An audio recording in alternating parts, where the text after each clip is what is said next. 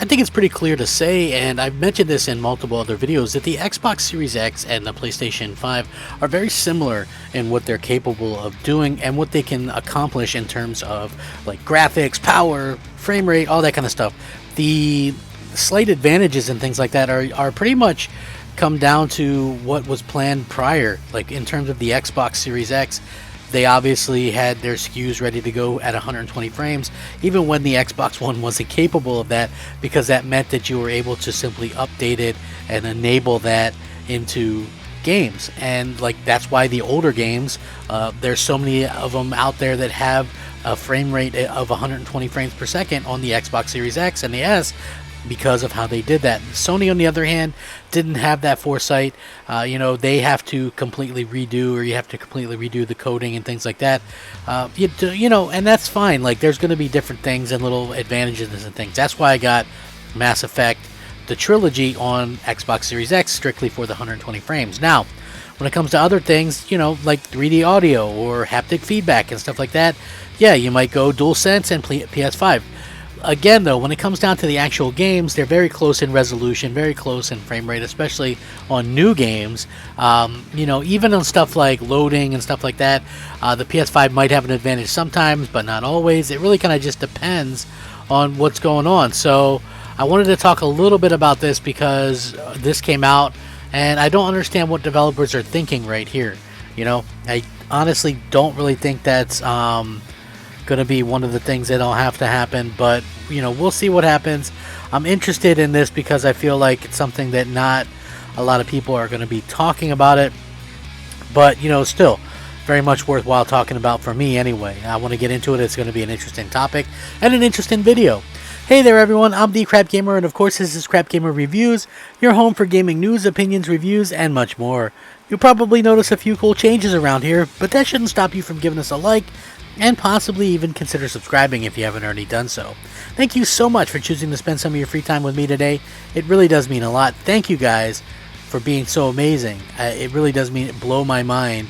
And yeah, we're rebuilding and doing things over here, but those of you that have stuck it out and have remained friendly and given good advice, you're appreciated. Trust me when I say that, 100%.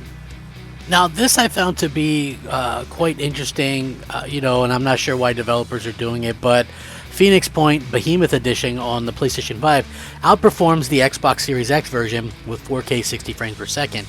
I think I've been pretty much on the record, and this, the Xbox Series X is more powerful.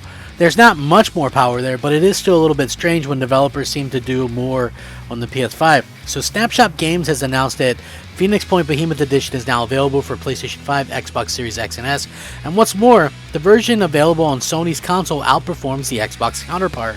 PlayStation 5 players will experience 4K resolution at 60 frames per second, as well as improved loading time and high-resolution textures. In addition, this version of the game also features extra activities and challenges you that are going to track your progress. In regards to the challenges, you'll be able to complete them in the following: real-time speedrun, game-time speedrun, Grandmaster. For the Xbox Series X, the performance of the game isn't quite up to par with Sony's new console. There's 4K resolution, but the frame rate has been reduced to 50 frames per second. Although faster load times and high-resolution textures are also present on this version. The Plus Burp notes that actually a hotfix will be added to allow players to choose between 4K 50 and 1440p 60 on Xbox Series X. It's out now on PS5 and Xbox Series X, but this is so strange, don't you guys think? Like, both 4K on the PS5 and Xbox Series X, 60 frames per second on the PlayStation 5, but only 50 frames per second on the Xbox Series X. That's such a weird frame rate too. Like, when you think about it, like, how in the world is this stuff happening like that? Like, I would love to know exactly what's going on here, but at the same time, obviously there's going to be a large group of people that are going to kind of comment on this, and at the end of the day, I think that just for me, I just would prefer developers to just, I guess, be a little bit more honest about things in terms of what's happening and how things can kind of be fixed and things like that in the future. I think that's what I would prefer. For me personally, I love to see gamers be very excited about, you know, what's happening in the gaming industry. And, you know, sometimes this is obviously something that doesn't allow for that. You know, when you see something that isn't as good on one platform as the other, especially a 10 frame rate difference, like 50 frame, like playing incomplete frame rates, it kind of does suck. And, you know, I think it's interesting that fans, you know, people don't realize that fans would actually choose one version over the other based on something like that. So I hope that stuff like this can be fixed before too long, because, you know, again, at the end of the day, these are types of decisions and ideas that kind of can hurt, you know, which version the gamer's going to get. Or if you're a developer, you know, gamers are fickle. You know, gamers take things to heart. So you putting in a kind of a half-assed effort on an Xbox version could lead to, you know, gamers not buying your stuff or supporting you in the future. So that's just something to consider. Then again, this could be just nothing, and that they're going to be able to patch this at some particular point. A lot of these end up patched and, you know, end up working fine and looking great and playing great on both. So, you know, we'll have to see how that kind of ends. But, you know, at the end of the day, I just don't feel like it's a smart look for Microsoft's console, and I wish developers would put a little bit more effort into what's going to go on. So hopefully they can get it worked out, and I'm excited to see what the future kind of brings for this kind of stuff. But at the same time, you know, I would love to see you know, developers just kind of be honest and upfront about what's going on. Hey, we'll be able to patch this at a later date or something along those lines.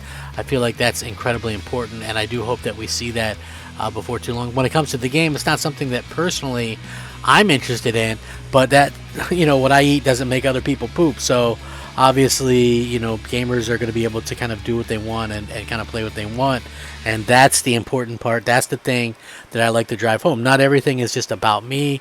Not everything is just about you.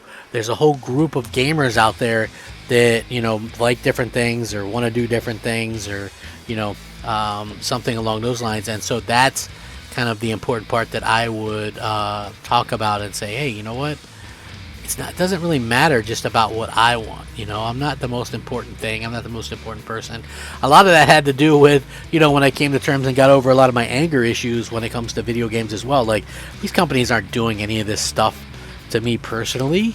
You know, it's ridiculous to think that they don't care particularly about me. They aren't saying, hey, let me really see what I could do to piss off Crapgamer. You know, it's just, honestly, we get caught up in our feelings about this stuff.